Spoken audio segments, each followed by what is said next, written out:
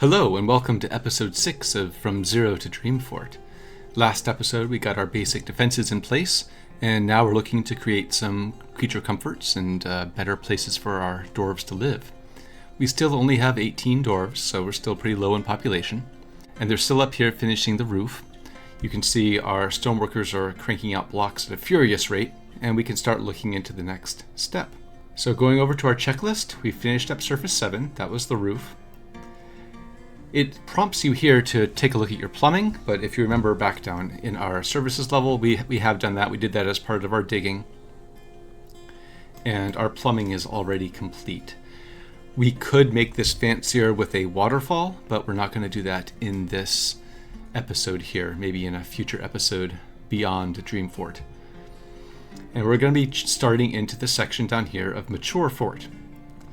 So first off, we're going to bring up our furnace related tasks back up on our industry level. We can run orders import library furnace, and that is going to give us a bunch more orders here at the bottom around collecting sand, making glass, and of course creating some charcoal.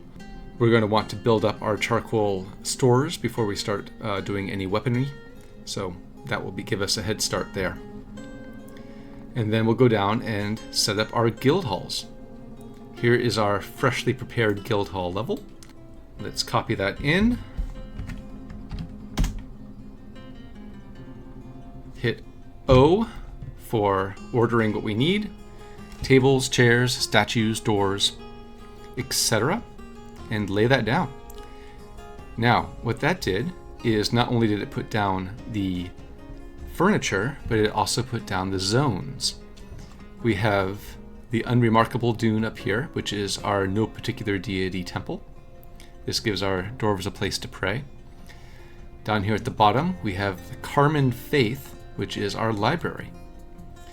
Both the temple and the library are set to citizens and long-term residents only, so we won't attract visitors by default. You can change that if you want. The remaining zones along the side here are created but not assigned to anything. They're just generic meeting areas, and they could be assigned to guild halls and temples as your needs require. Autobutcher is taking care of our animal populations and is slaughtering anything that goes over the limits. Let's just go up here real quick and take a look at what it's doing. If we bring up the autobutcher interface, we see that our geese are set high. We want 10 female kids, 10 male kids, 14 female adults, and 2 male adults. And so anything that goes above that will be auto-butchered. Cats, dogs, those are just building up at their defaults of 4 female kids, 2 male kids, 4 female adults, and 2 male adults. Yaks, we can actually just get rid of at this point. So we can just set the row targets here to 0 and just set them to be auto-slaughtered for the entire race. Ducks as well. We don't really need ducks. Capybaras, maybe. They seem to be caught wild, so maybe we'll raise them. And pigs, we'll leave those on by default as well. As we get different types of animals, we can check this interface and set them for auto-slaughter or set their limits as we want to. And let's go down and check our guild hall, which is slowly but surely getting constructed. You'll notice that some of these have been marked for smoothing in addition to the furniture. This is for statues and display cases. We marked those tiles for smoothing because it's impossible to smooth them later without removing the furniture. Later on, we might want to start smoothing those areas, but we can't really spare the manpower quite yet, or dwarf power. Checking on our stone supply, looks like we're still doing well there, we're not falling behind. You are dedicated, and you are as well. So we're doing great. We're on track. Let's go up and check our roof. Our roof is now done.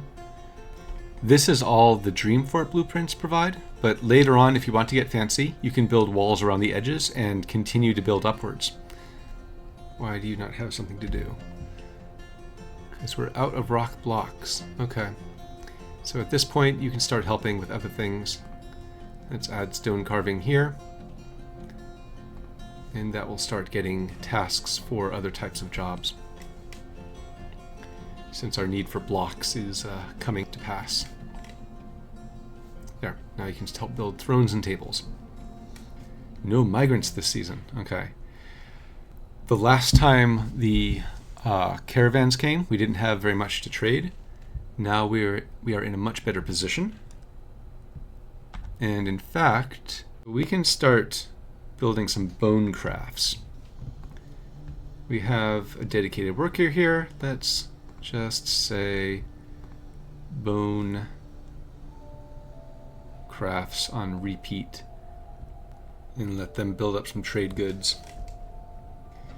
And when the next caravan leaves, I think they will be quite impressed with our increased wealth. And we can expect some larger migrant waves after that. So we definitely want to be prepared with apartments fairly soon. So it looks like we're running low on rock, actually. So we need to start thinking about a quarry. How is our rock? Ah, this is running low. Okay, we are actually in dire need of stone. Okay, so let's go back down a few levels below our lowest crypt level here. And let's go down maybe just a few to give us some room to expand if we need to. And how about here? Let's start designating out a quarry. You can be more efficient when digging a quarry by using ramps or channels because they dig out 2 levels at a time. And you can use that to double your productivity. Just dig this around our starting area and then expand out from there at lesser and lesser priority. Just to make sure that they dig the close area first before they go out any farther. All right, okay. So miners, get to work. Specialize you again. And get some stone for our stone workers. I didn't check to see what kind of rock this was. If it's all flux stone, then it's not quite as useful. But a mix of flux stone and non-economic is convenient, because then you don't need to make 2 quarries. Now if I go up another level here, you can see that they're digging out this level too. So some of these will actually have 2 rocks from the current level and the level above. So if I made a mistake and chose a predominantly flux layer, then we might need to go dig another quarry. Are you building crafts? Yes, you have a nice set of crafts for us. Okay, so we are in a good position for the next trade caravan, which should be coming soon. It being autumn. And that means that we should start getting ahead of the next steps. All right, let's go down to our services level and make this more prepared for a greater population. And plop down services 3, hit O for the orders, and then click here. That doubles the number of tables we have available and adds more beds to the hospital. Also prepares for a full Marksdorf squad, although we haven't actually set up any military yet. We're waiting for our greater migration wave for that to happen. And then go down a few levels to our apartments. And here, order those up and lay them down.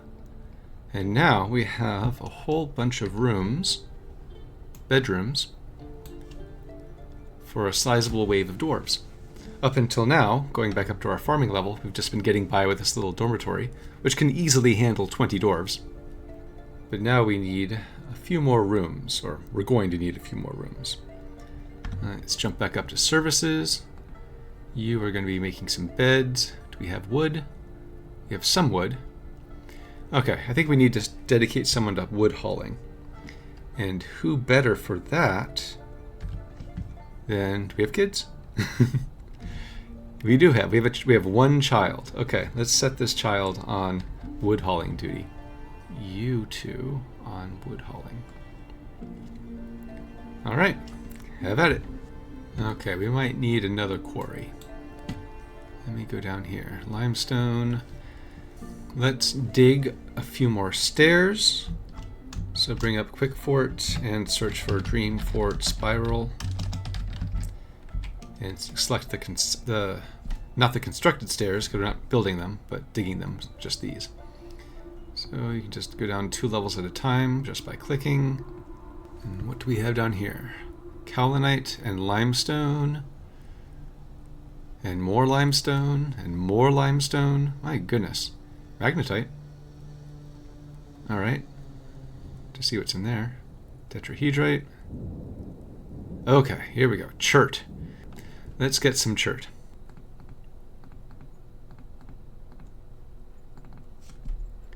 And we're going to set up yet another quarry. Dig, my pretties. Now how are we doing up here? Now we're starting to build up a little bit of a stock. And my wood is getting better now too. Okay, this is excellent. We're doing much better now. And we can even make sure that this guy's just taking from the stockpiles and not running up to the surface. Do that for you too.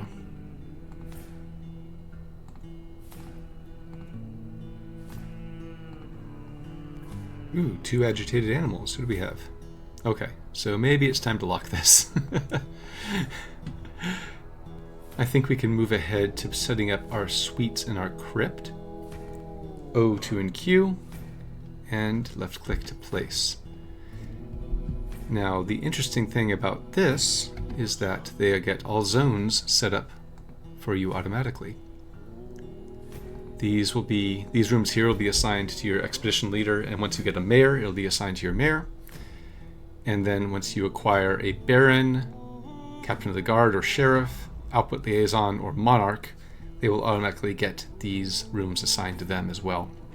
So just with one click, you have taken care of almost all of your noble needs. As this baron gets promoted to a duke or a count, you might need to embellish these rooms a bit, and also for the monarch, but you can do that as required. Just put in some engravings or golden statues. And then, finally, let's get our crypt set up here. O, and right click and left click. So this is just a few more coffins and tomb zones. You can see the tomb zones are set up here for dwarves as they meet their untimely demise. Nobody has yet, not even up on our farming level, not even these starter tombs have been used yet, so we've been pretty lucky, but eventually it'll happen. And I think I will stop this episode here. We have gotten all the basic amenities of the fort set up. They are being constructed and put into place as we speak. We have solved our boulder crisis and got our Stormcrafters nice and supplied. Next episode, we'll be looking into finishing up this fort and getting to a point of stability. I'll see you then.